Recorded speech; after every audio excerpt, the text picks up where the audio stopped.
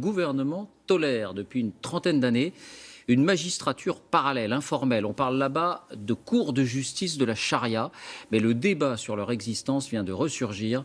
À Londres, Loïc Delamornay, Anto Philippi.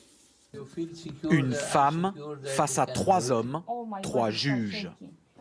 Cette musulmane britannique se tient devant une charia court, un tribunal islamique installé dans cette mosquée en plein cœur de Birmingham en Angleterre.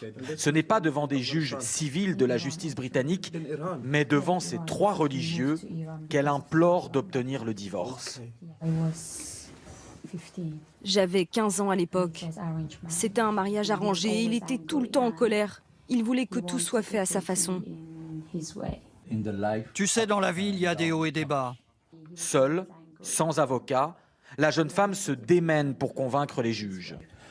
Quel a été le déclencheur qui t'a poussé à demander le divorce? La violence. Des violences physiques?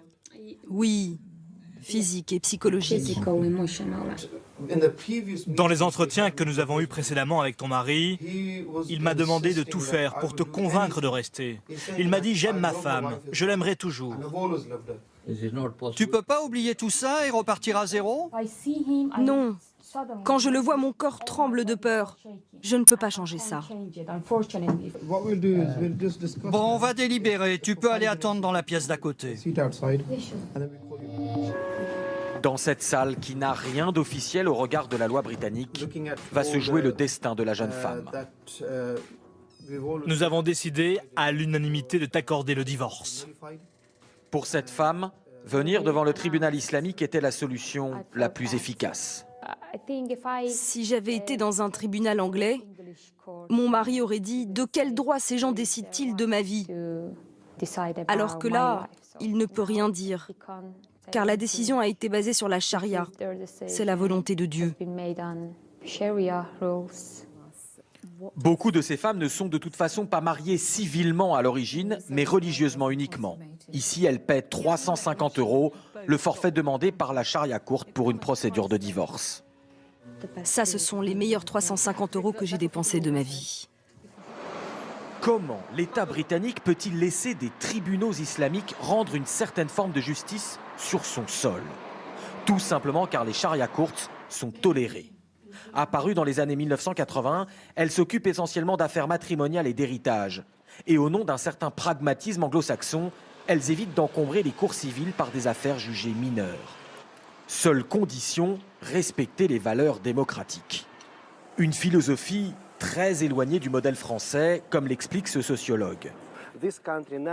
Ce pays n'a pas connu de révolution, pas eu de laïcité, de séparation entre l'Église et l'État. Le principe général est d'accommoder la diversité religieuse à la société. Alors si certains sujets peuvent être traités au sein des communautés par des gens compétents et respectables, pourquoi ne pas les laisser faire ? Ce principe de la médiation, qui existe aussi dans la communauté juive britannique par exemple, fait plutôt consensus.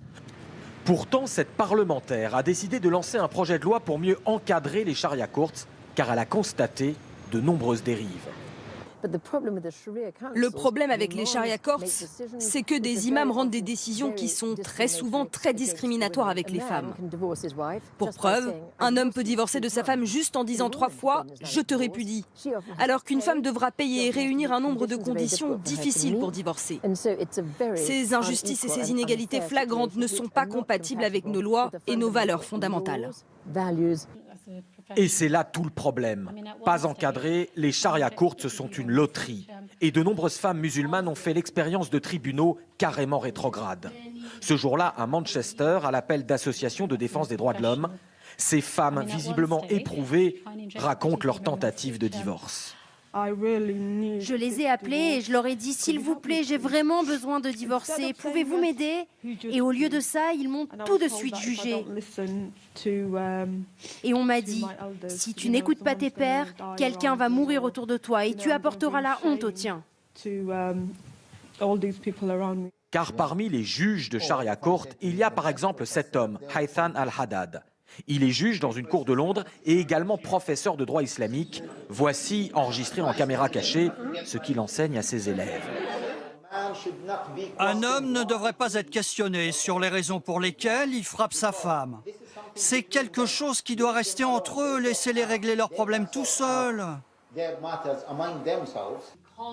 Pour l'instant, sur la centaine de charias courtes recensées au Royaume-Uni, une seule abrite un juge femme. La politique en France, en bref, avec d'abord les vœux et les sourcils de front.